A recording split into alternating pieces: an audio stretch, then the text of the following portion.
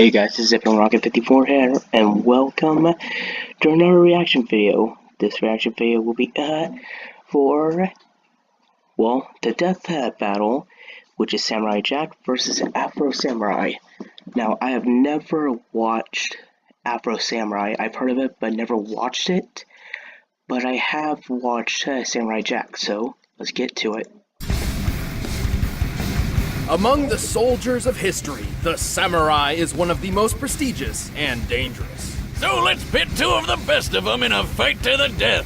Samurai Jack, the warrior prince lost in time. And Afro Samurai, who's one cold-blooded mother effer. He's Wiz and I'm Boomstick. And it's our job to analyze their weapons, armor, and skills to find out who would win a death battle. Long ago, my vote is going for distant Samurai land, Jack. Aku, the shape-shifting master of darkness, unleashed in unspeakable evil. But a foolish samurai warrior wielding a magic sword stepped forth to oppose me. I mean him. And that nameless samurai became known as Jack. Jack was out! Jack! Yo, Jack was... Jack! Doesn't really strike fear into your enemies. Young Jack was the son of a Japanese emperor who had imprisoned Aku years before. However, upon Aku's return, the emperor and his army were quickly defeated. The last of all hope remained in the hands of his son. Yay! Oh, look how small he is! Well, to prep for beating the snot out of Aku, little Jack traveled the world, training with the best of the best. Most notably, he learned horseback riding from a sheikh, staff fighting in 75. Africa, wrestling from gladiators, Never axe realized throwing that. from a Russian boyar, mounted combat from the Mongols, martial arts from Shaolin monks, And archery from freaking Robin Hood! You know, everyone's favorite talking fox. Ooh, da lolly. wrong Robin Hood. That's your opinion. Jack's progress was exceptional. At just 8 years old, he defended a whole village from a band of marauders. All before he could even legally drink the good stuff. 17 years later, he was ready for the final boss. He just needed one more thing. His pajamas. No, Katana. his katana. Katana, pajama, tomato, Alfredo. It's all the same. But before Jack could put his training to good use, Aku pulled a bitch move and zapped him hundreds of years into the future. What a waste. Yeah. Just like when you spend 4 sleepless years struggling through college and then find out too late that nobody cares about your English major. I thought you graduated from the School of Dexter's Evil Laboratory. Science or something. Well, Yay. you still have to pick a major. Should have chose a more practical one, Wiz, like mine. Anyway, even though he was trapped in the future, Jack stuck to his mission to get back to the past and take down Aku. And he had the right weapon for the job. See, Aku cannot be harmed by conventional means. Which I'm Thus, pretty a special sure- blade I'm was pretty sure forged by from what I gods from saw, he Norse, did do Egyptian, that. and Hindu pantheons. This mystic sword is nearly unbreakable and absolutely incorruptible. And boy, is Jack's katana an extremely effective weapon. It can absorb and redirect energy, including fire, vaporize beings of evil, and slice through nearly any substance, even adamantium. The Wolverine super metal? Why is that there? Probably just coincidental naming, but it is shown to be stronger than steel. Of course it is. No, the sword's pretty awesome, but so is Jack. He's strong enough to push over this giant pillar, tough enough to survive a fall from orbit, and fast enough to defeat 6 bounty hunters in the time it took for 1 drop of water to hit the ground. By timing the drop, all this had to have taken place in about 1/3 of a second. He's like a ninja Which samurai. frankly did surprise me. Ninja Mirai. Actually, he is trained in ninjutsu, which probably helped when he was forced to dodge beams of sunlight. For this one in particular, it's clear Jack began dodging after the beam was fired. By examining both Jack and the beam's movement frame by frame, we've concluded his highest reaction speeds must be nearly 70% the speed of light. Damn, that's fast. What can he do? Next thing you'll tell me he has the power to fly or something. Well, Jack can't fly, but he did learn how to... Jump good!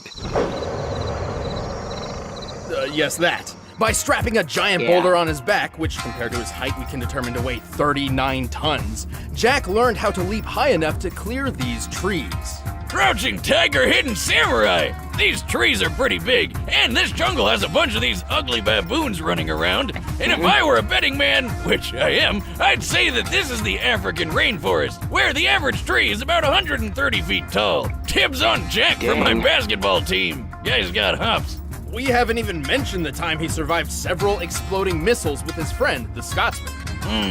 Why does he look so familiar? Well, I like him. With so much talent, it was only a matter of time until Jack found his way home and defeated Aku once and for all. But it took a lot longer than it probably should have. 50 years, in fact. Yeah, good thing time travel makes you stop aging for some reason. But Jack's a good-hearted soul, like a Boy Scout who hasn't discovered Twitter yet. He can be pretty gullible when it comes to more devious opponents. Also, he continues to prolong his lonely journey over and over just because he frequently puts the needs of others before his own. Still, the forces of evil should watch out for Samurai Jack. Dude, I really want to watch Samurai Jack again. Who else wants some? I don't know, let me get my sword. The stories that surround the two sacred headbands are as many as the men who died in their pursuit. What's so special about some strips of headcloth? Legend says they were created by the gods, or they can grant the wearer supernatural powers. But really in it brings truth, sorrow. the headbands only bring pain and loss. Such was the case with Afro Samurai. Wait, did his Whoa. parents really call him Afro? Talk about setting big expectations. Well, no, it's a nickname, but even if they did, have you seen his dad? I think they knew what to expect. Damn, just look at it. Oh, and hey look, he's got the #1 headband. Here's how this works. The person who wears the #1 headband is said to rule the world, and the only person who can challenge the #1 is whoever possesses the #2. In contrast, anybody can challenge the owner of the #2 for the right to wear that headband, and thus gain the right to challenge the #1. Very You interesting. just work your way up so that only one guy in the world can challenge you? So where do I get one of these headbands? Then no one will mess with me. Actually, the opposite would probably happen, which young Afro witnessed firsthand when some freak named Justice showed up with the #2 and killed his father right in front of him. Why does this always happen? You know, I always thought parenting was the hardest thing about being a dad, but at this point, I think it's just actually staying alive if your kid's ever gonna do anything great. Or Exactly. just sticking around for them. Despite knowing that he was effectively creating a future challenger, Justice left Afro alone to mourn his loss. So, of course, Afro swore revenge and started learning swordsmanship under a swordmaster named Swordmaster. Who That's the a hell is stupid naming name for a these people? swordmaster. Through Swordmaster's training of sword mastery, Afro learned the traditional samurai fighting styles of Kenjutsu and Kendo. Kenjutsu So is he all only about knows how to two kill an opponent fighting as fast as styles. possible, while Jack knows Kendo a is whole more about bunch. discipline and being zen and stuff. Naturally, Afro preferred the more kick-ass one. Right, Swordmaster's goal was to refine Afro's body and mind, instilling upon him a sense of honor, or Bushido. But that didn't quite mesh with Afro's thirst for vengeance. So when he found out that Swordmaster had the #2 headband all along, he knew what he had to do. And now he could take down the guy who killed his dad. Alongside his new friend, slash burden, Ninja. Oh, come the f*** on! Where'd this guy come from? Now don't we look like shit? How you been, man? Hold on a sec. So they called, so in this anime, he's called Afro Samurai, but yet he's only fighting for revenge. He's not a samurai. He's a Ronin. Basically a samurai fighting for vengeance. Well, it's not entirely clear. He's there, but at the same time, not there. Ninja is believed to be the guardian of the #2 headband, but all he ever really does is talk, and talk some more. He got arrows and grenades and shit. You ain't got no chance, dude. Though it's also possible Ninja is simply a figment of Afro's mind, brought about by psychological stress. You know, I have an imaginary friend. Aren't you a little old for that? Not for Al Gundy. He's a gun who also talks to me. He tells me to do stuff. Okay. Anyway, okay. to be honest, calling Afro a samurai is a bit misleading. He's actually more akin to a Ronin, a samurai with no master. And so, with his swordsmanship perfected, Oh, Afro a samurai wandered the with world no searching master. for I thought- justice, carrying an Ronin, arsenal meant fit a for revenge. a samurai Including his only fit father's for sword. revenge. This super long blade has lasted through decades Oh, of this was battle also a without much game? issue. Perfect for kicking some I've never ass. heard of He also this. has a steel comb, which can be a surprisingly effective offensive and defensive tool. And since he doesn't Steel care comb, about that cigarettes, honor BS, he's not afraid and to a play bullet dirty by headband. attacking with his sandals. But while on the road to justice, Afro's number 2 headband attracted all manner of dangerous enemies. Luckily, he's more than capable of dealing with each and every one of them. He's strong enough to cut other swords in half, throw his sheath through another guy's throat, and even tear off metal arms. Pretty impressive, as many modern metals have Ow. tensile strength as high as 80,000 pounds per square inch. Afro is fast enough to cut bullets out of thin air, and even a laser beam. I should note that it's not a plasma-based beam. It bounces off reflective surfaces, doesn't explode upon contact, and it's literally labeled a laser. Oh my this God, means it actually Afro is. blocked a beam that moved as fast as light, more than 670 million miles per hour. Get this, that laser beam came from a robot version of Afro. Talk about metal! This Afro droid could easily Who the smash up a freak made car, that? and our boy Afro just tore it apart!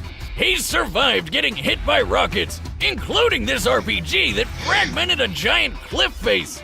RPG in a backpack! I think I smell math coming. This Yep. tree nearby is most likely a Japanese mountain ash, which can sometimes Yeah, grow that as has high to as be 30 one. feet.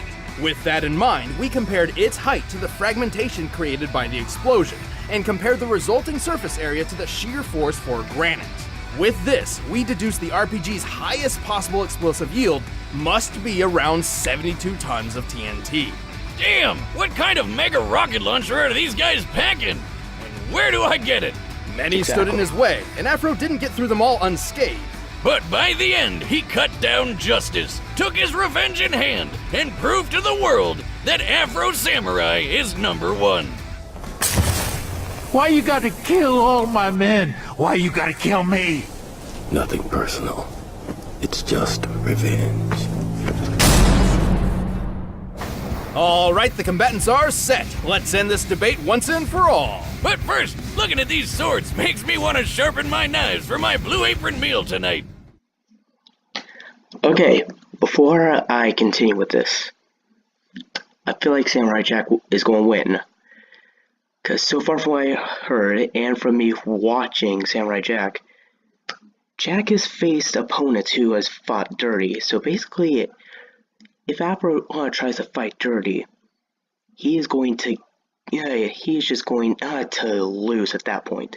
Plus, Afro has only 2 types of training. Meanwhile, we have Samurai Jack that has multiple types of training. My vote's going for Jack. I want you guys to vote in the comments section below. Who do you think will win? Anyway, let's continue. By now, you've probably heard of Blue Apron, the leading meal kit delivery service in the US. But did you know about all the different kinds of delicious foods you can make? Like the honey chipotle glazed chicken with poblano and lime rice. There's plenty to choose from, since they offer 12 new recipes each week. All you have to do is choose the 2, 3, or 4 that sound best to you, and they deliver it right to your door. Plus, it's super simple to cook. It's got easy to follow instructions and perfectly proportioned ingredients. They're non-GMO, and the meat has no added hormones. My favorite part is feeling like a master chef, making creative and delicious meals with my own hands. You guys really need to try it out. It's pretty nice coming home knowing I'll have a delicious meal I can whip up with Frankly, ease. why do I need So to check go out to this Blue week's Apron menu when I and can get your just first make my own 3 food? meals free at blueapron.com/battle. That's blueapron.com/battle to get your first 3 meals free. But right now, it's time for a death battle! Okay. Alright, let's go on to Samurai Jack. Let's do this.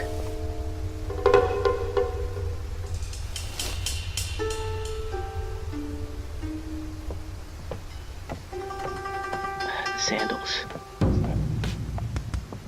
And there he is, Mr. #1 headband himself.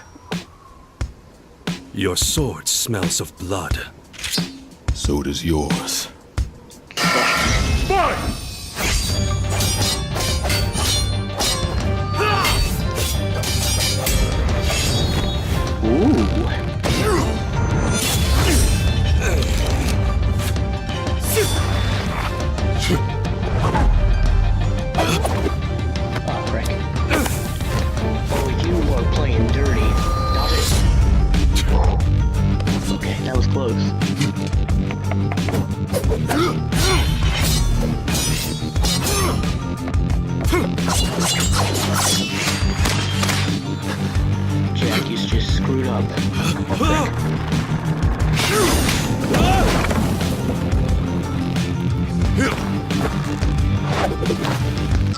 Huh, you jump good. Oh, thank you?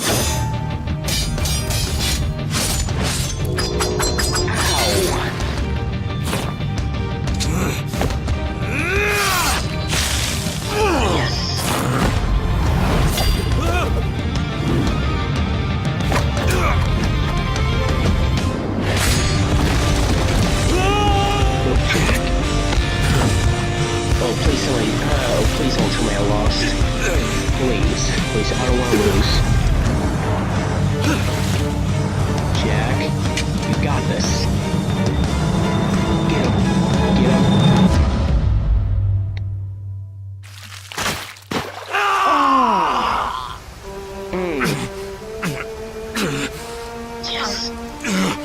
Yes. That's my boy. Dead. Watch out! Gotta get back to the goddamn watch out! KO! So, like, is he gonna get his arm back, or? He'll probably Afro get was an robotic exceptional one. warrior, and his skills would absolutely dominate most sword fights. However, Jack has had a lot of experience with opponents who fight dirty, and Afro could not stand up to his physical superiority. Yeah, Afro never showed strength like how Jack lifted that 39-ton boulder. Jack could react as fast as 70% the speed of light. Afro did block that light speed laser beam, but based on the distance between him and the Afro droid, he only needed to react around 21% the speed of light to do this, still putting him at impressive relativistic speeds, but not even half as quick as Jack. Also, while Afro survived that mega-sized RPG explosion, don't forget how Jack survived a fall from orbit. While it does seem the spacesuit was responsible for Jack's surviving re-entry, it certainly can't be held solely accountable for the final impact. Starting his descent from the Kármán line, or the boundary between Earth's atmosphere and space, Jack covered a distance of 62 miles in just under 7 seconds, moving well over terminal velocity, Thanks to being propelled by true. exploding space speed. which means his never top really velocity did- was I never approximately really did count that. 37,000 miles per hour. never thought of Adding it. the spacesuit's weight to his own, this means his impact force must have equaled about 19 megatons of force. Way more than anything Afro survived. And then he just got up and walked away. Badass. In the end, Jack was just too fast, too strong, too tough, and too well trained for Afro to handle. The that winner was is just awful. Samurai Jack. Alright guys, I'm going to leave the link in the description below so you can check it out without any interruptions. And thank you guys so much for watching. Please like, share, and subscribe if you want more. Anyway, hope you guys enjoyed, and I'll see you next time. Later.